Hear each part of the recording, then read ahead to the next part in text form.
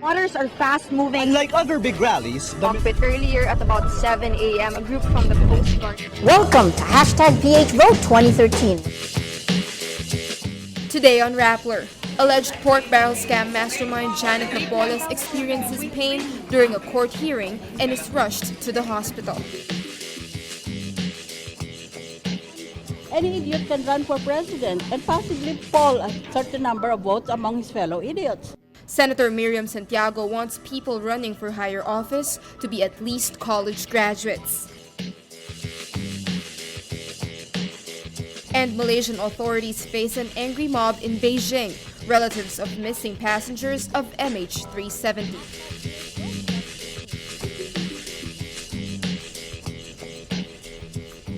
Hello, I'm Carol Ramoran, sitting in for Maria Ressa. Welcome to Rappler, your social news network.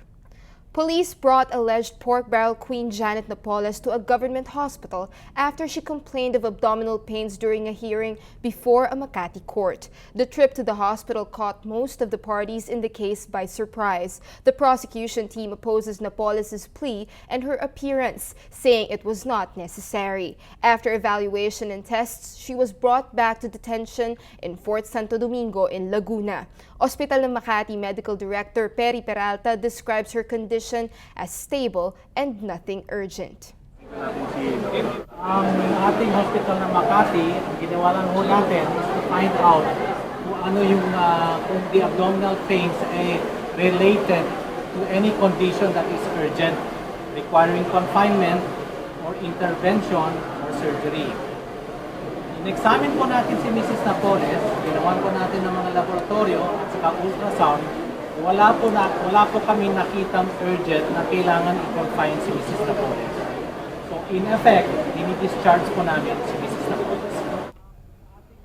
Earlier in court before the side trip to the hospital, Napoles appeared visibly thinner and at times would slump over a table. Napoles is asking the Makati court to allow her to undergo surgery and be confined in St. Luke's in Taguig, one of the most advanced medical facilities in the country. She says she has been suffering for a while now. Makati RTC Judge Elmo Alameda asks, why does she want St. Luke's? Because she can afford it?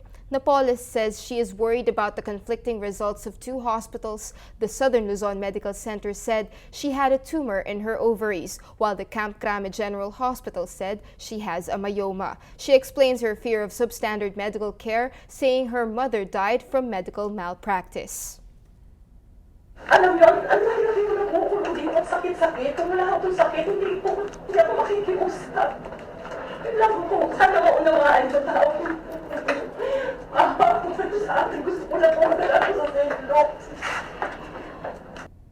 Alameda says the court recognizes the need for compassion in Napoles' case, but adds they need to balance it with public interest. He says we are not sadists here. We are civilized people here. For our social media post of the day, netizens are mostly exasperated with Janet Lim-Napoles' request to undergo treatment at St. Luke's Medical Center. Doy Vargas approves of her operation, but says it shouldn't be in St. Luke's. I might reconsider if she executes an affidavit that will incriminate everyone she had pork barrel transactions with. However, Mel's whereabouts is more lenient, saying as long as it is medically justified, allowing her to undergo surgery and confinement is a humane thing to do. And besides, prosecution and justice can only be served if she's alive.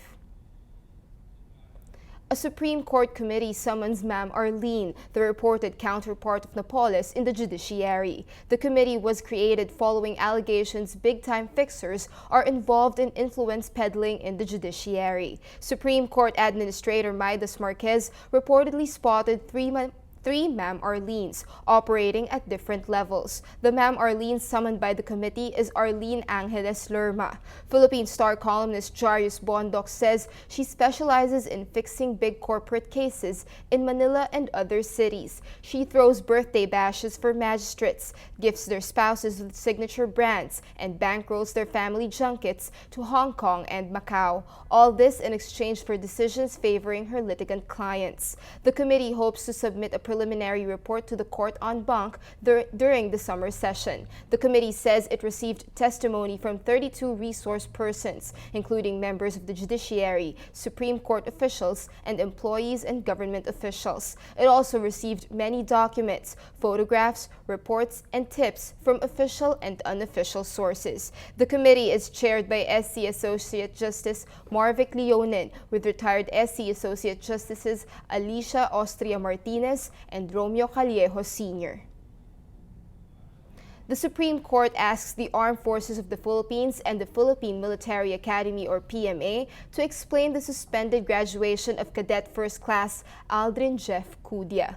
Cudia was dismissed from the academy when the Honor Committee found him guilty of lying about being late in class. Cudia's family says he was a candidate for salutatorian of PMA Class Siklab Diwa. The SC order came 3 days after the PMA graduation rites. The SC 3rd Division deferred action on Cudia's plea to graduate from the academy. Cudia and his family tried to convince President Benigno Aquino III and Defense Secretary Voltaire Guzman to allow him to graduate this year, but failed. Cudia's appeal before the president prompts the AFP leadership to order a review of the case and the PMA's honor system. Senator Miriam Defensor Santiago says she opposes moves to change the Constitution, but if lawmakers will insist, she will push to amend the educational requirements for running for higher office. She says she wants to stop idiots from getting elected. Right now in our law book, in our statute books, people who apply to become policemen must be college graduates. There is no such provision for a presidential candidate. So any idiot can run for president and possibly poll a certain number of votes among his fellow idiots. Santiago says candidates for president, vice president, senator, and representative should be at least college graduates. Ihalal natin sa 2016. Anong klaseng leader ang kailangan? There is no correct answer to that question. The best answer we can give is that we should have a president. He or she will eventually turn out to be possibly the best president of our country if he knows how to adjust his leadership to the situation where we find ourselves. Halimbawa, nakita na natin, lahat pala itong mga senador at mga congressman, puro gago ito, nakaw ng pera ng gobyerno. Pagkatapos, pag sinumbong sila, galit pa sila. Kaya dapat sa situational leadership na yan, dapat ang presidente, puntahan niya sila isa-isa, lalo na itong mga senador, at amunin na lang niya ng suntukan. Hindi ba kuha sa pakiusap eh?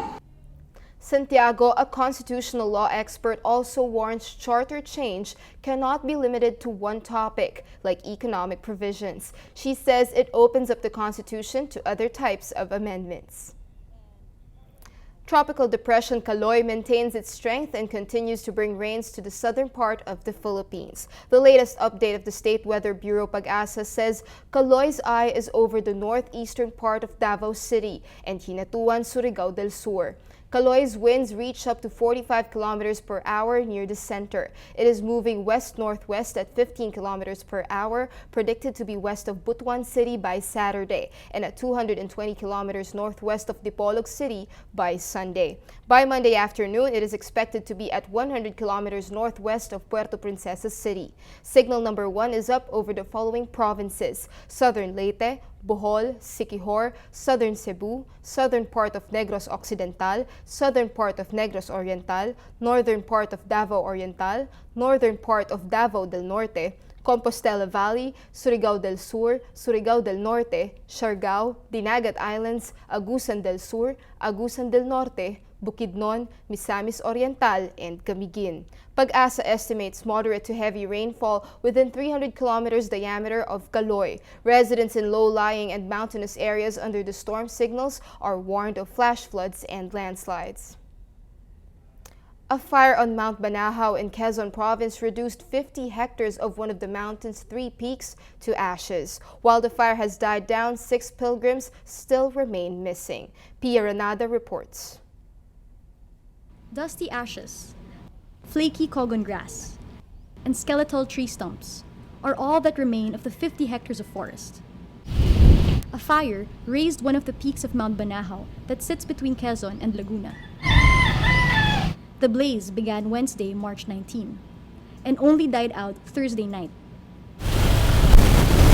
But on the foothills of the legendary mountain, a mission is still underway to find 6 more pilgrims still on the slopes.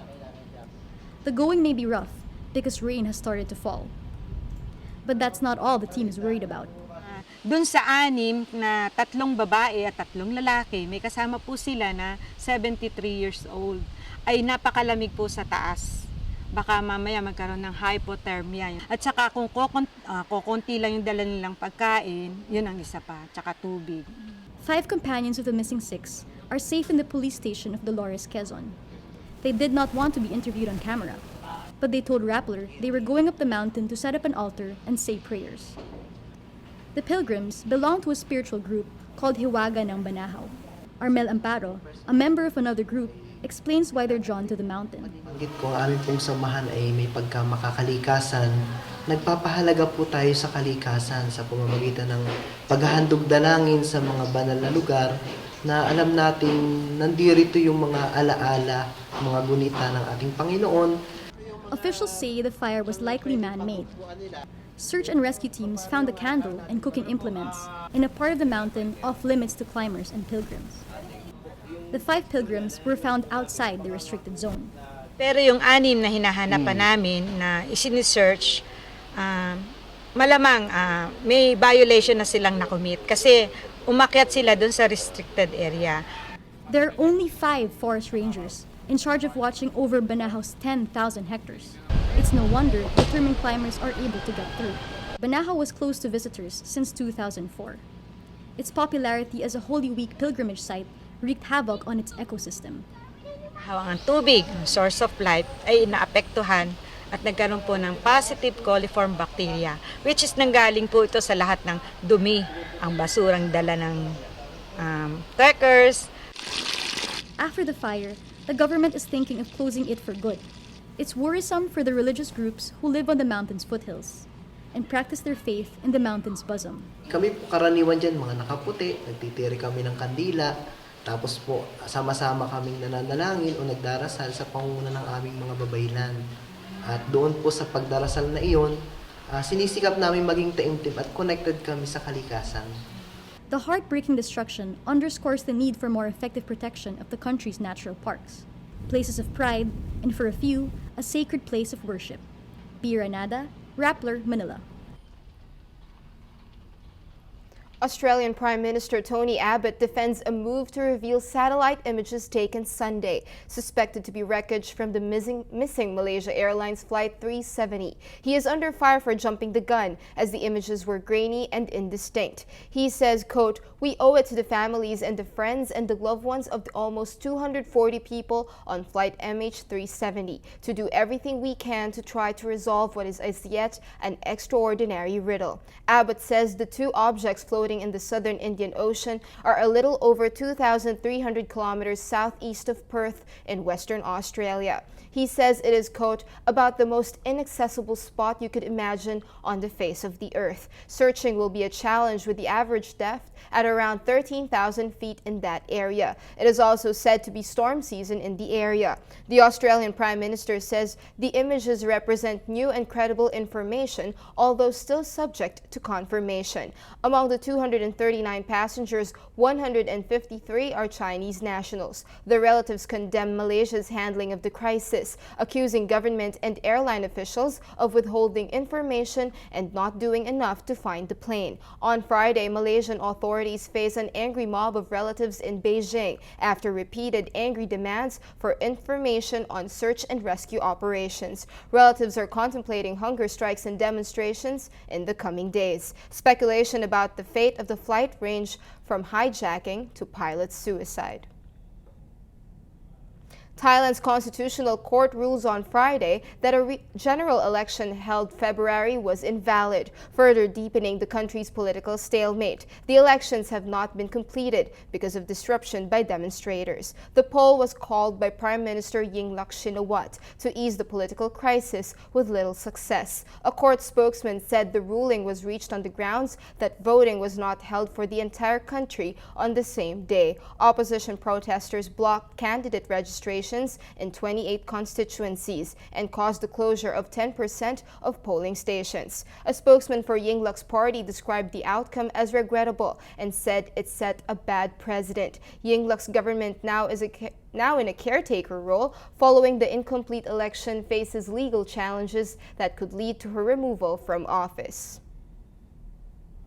Russia promises the United States it will not attack eastern Ukraine. In a phone call Thursday, Russian Defense Minister Sergei Shoigu assures his U.S. counterpart Chuck Hagel the troops along the border are only there to conduct exercises. Russia's promise to the U.S. came as Ukraine warned it would respond with military action if Russian troops cross borders. The U.S. observed a growing number of troops along Ukraine's eastern border after Kremlin intervention in Crimea. Hagel renewed U.S. calls for Russia to de-escalate tensions and restore Ukraine's territorial integrity. Despite the tensions, Hagel and Shoigu agree to keep up a dialogue. On Thursday, U.S. President Barack Obama announced fresh sanctions over Russia's annexation of Crimea. Russia responded by issuing its own list of sanctions against 9 U.S. officials. Russia's row with Ukraine is considered the worst East-West crisis since the end of the Cold War.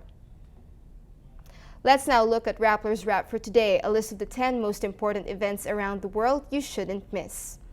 At number 6, the United Nations or UN warns about a double crunch in demand for water and energy due to surging populations and economies in developing countries. In a report published on the eve of World Water Day, the UN says it sees this crisis in the coming decades. Global water demand is likely to rise by 55% by 2050. The report says many areas in North Africa, the Middle East, and Western South Asia will live in severe water stress. And at number 7, Turkey blocks Twitter after Prime Minister Recep Tayyip Erdogan threatened to eradicate the social network. Erdogan says, quote, "We will wipe out Twitter. I don't care what the international community says." He says this as Twitter as well as other social networks highlight corruption allegations against his inner circle. The EU Commissioner for Digital Agenda tweets the block in Turkey is groundless, pointless, cowardly. For the full top 10, visit Rappler.com's The Wrap.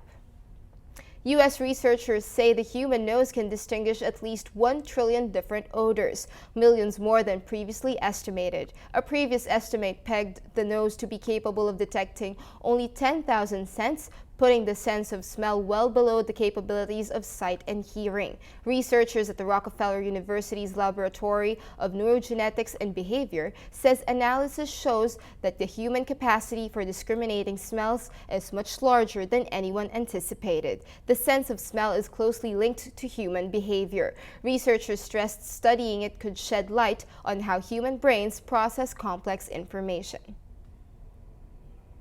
Every story on Rappler has a mood meter which gives you 8 emotions to choose from. Click how you feel and your vote comes down to the mood navigator in the middle of the front page, which crowdsources the mood of the day. It also gives you the top 10 stories with the most clicks. For today, we have 57% of our readers saying that they feel sad over the destruction in Mount Banahaw. 14% said they are angry, while 10% said they are annoyed. In another story, we have 55% of our readers saying that they are angry after finding out that only 39 of the top 100 corporations in the country are on the Bureau of Internal Revenue's taxpayers list. 14% said they are annoyed, 9% said they don't care, while 5% said they are sad. But the story that got the most number of votes for today is the story about Senator Miriam Defensor Santiago urging Filipinos not to let idiots run for president. 45% voted amused, 33% said they are happy, while 13% said they are inspired. All contributing to the mood of the day. Today, most people are amused. That's Rappler's newscast for today, Friday, March 21, 2014. Visit Rappler.com and watch our newscast Monday to Friday. Tell us how you feel on our mood meter and help us crowdsource the mood of the day. I'm Carol Ramoran. As we say at Rappler, tomorrow begins today.